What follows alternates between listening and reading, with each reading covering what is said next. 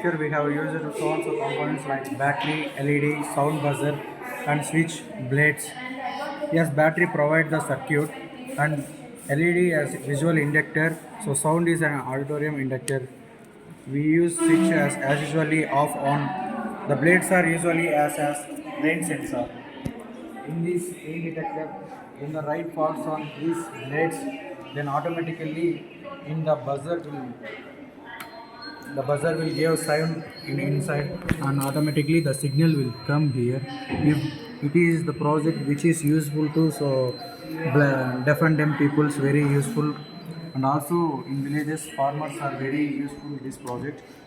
So we can simply say that it's low maintenance and low cost. We can see here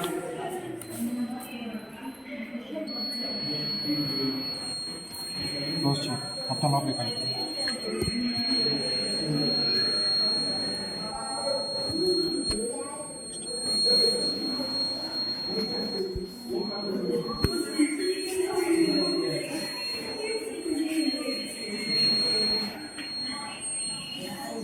Going to explain the advantages and disadvantages of this rain detector. First advantage is weather forecasting.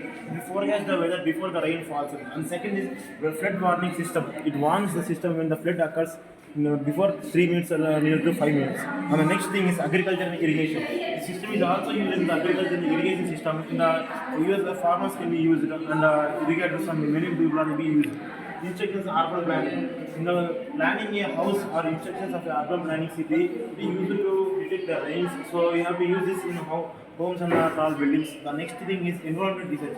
It is also used to research the environments and tells us the climate and the weather of the environment. Thank you.